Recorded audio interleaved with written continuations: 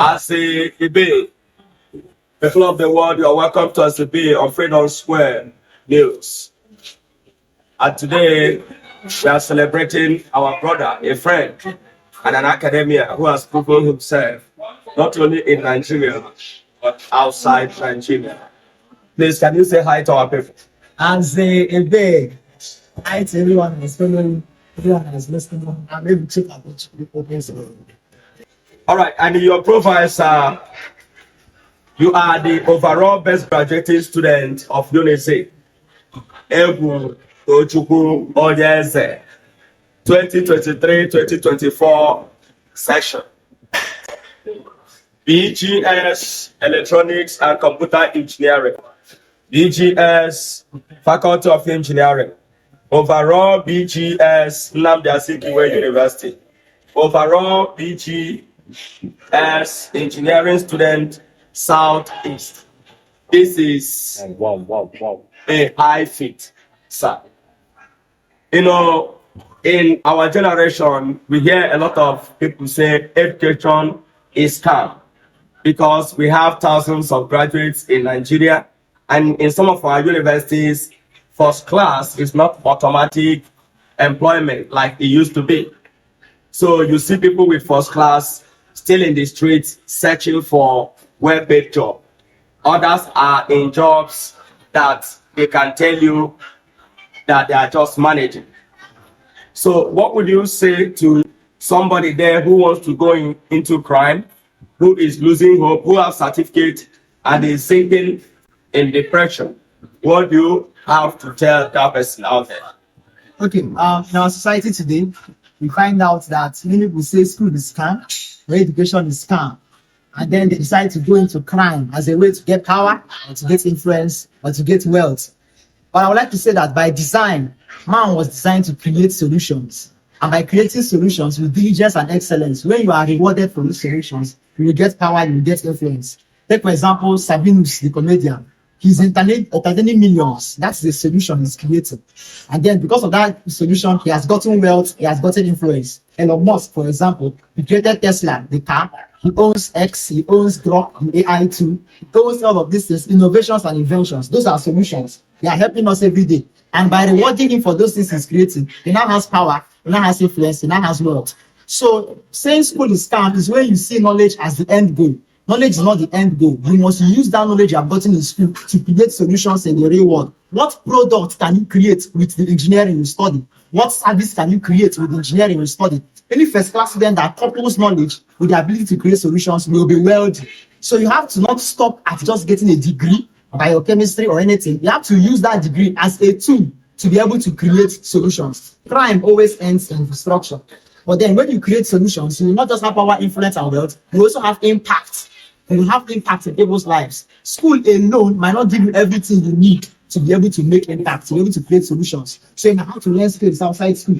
And if there is a computer science student, might have to go to a tech school to learn computer programming. When you combine computer programming with a degree knowledge in computer science, you can create apps that can change our world. When you combine a knowledge of MedLab with a practical knowledge in the lab, we can create things that can change our world. So school is not a scam, but then school is not complete. You must be able to add skills. You must be able to add the ability to communicate, the ability to relate. I didn't learn speaking in school. You must be able to learn how to speak. When you coordinate all these things together, you do well. Crime is not really a good way to do because it will still end up in destruction. You end up causing problems instead of solving problems. All right, sir. Let's digress a little.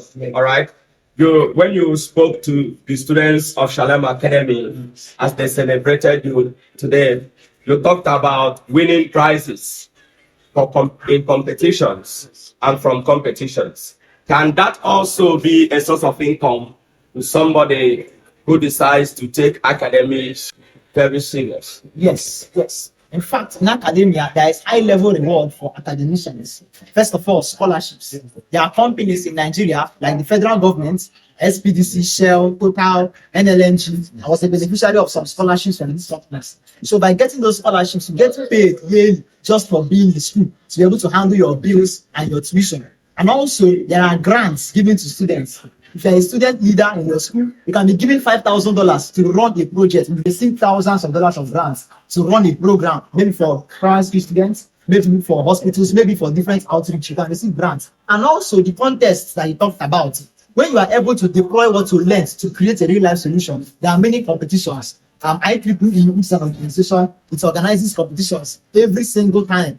Most companies in Nigeria organizes competitions. There is a hackathon by, I think, one of the banks, Wema Bank, where students are expected to create solutions and they will pay for it. In fact, last year at the Anambra Innovation by the governor Soludo, he had an outfit where undergraduate students would compete to bring their idea for a business or their idea for a solution. At the first position, I got the second position. I won 1 million with my attendance system for that particular one. So academics is a very good way to go. You have access to scholarships, you have access to grants, you have access to competitions. If you do well in those competitions, you'll be paid handsomely. In fact, NLNG has a competition that pays you $100,000 for being the highest solution creator in that particular event. So academics is a really good way to do, and the source of income can also be used. All right, to your credit, can you tell us some of the competitions you won while in school and also outside the school, and maybe the prizes attached? Okay. Okay.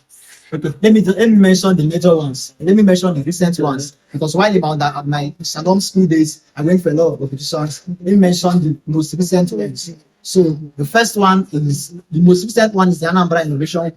So I submitted my mobile app there and I got second position. That was 1 million naira. Then last year, IEEE organized an engineering contest for African students. We submitted our smart emergency system that automatically triggers when the car has accidents. It sends it to the emergency management board. So that's won us $2,000. We are a team of 4 people. Then before then, the last edition of that particular competition for African students, we submitted a toll collection system. And once a car passes through a toll gate, it immediately automatically deducts the toll from the driver's car. We won $2,000 for that particular grant. And then I think another one, let me just mention one more. Okay, was the one that we won from Mathematics Association of Nigeria. That was when Governor Ifeanyi Ubahim was the governor of Enugu State. So I was third position for the role of Nigeria in mathematics from Mathematics Association of Nigeria. So he gave us cash prizes, he gave us laptops as well for that particular feat. So these are just a few of the recent and major ones. All right, thank you very much. It was really good talking with you. And your final say to my fans. Okay. As a way, Yes. okay, I would like to encourage you. Does not matter what the situation looks like. In Nigeria, we have a common enemy. That common enemy is the poverty in our land, the ignorance in our land. I am not your competition. We all have a common enemy. The godlessness in our land, the lack of development in our land. And you have a capacity, you have a talent, you have an ability, you have potentials. We can all work together to bring this into future. If you have money, you invest money in education. If you have skills, learn skills. If you want knowledge, get knowledge. But by all means, we must fight this common enemy, poverty, of ignorance, and godlessness in our land.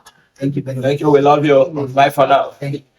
Freedom Square.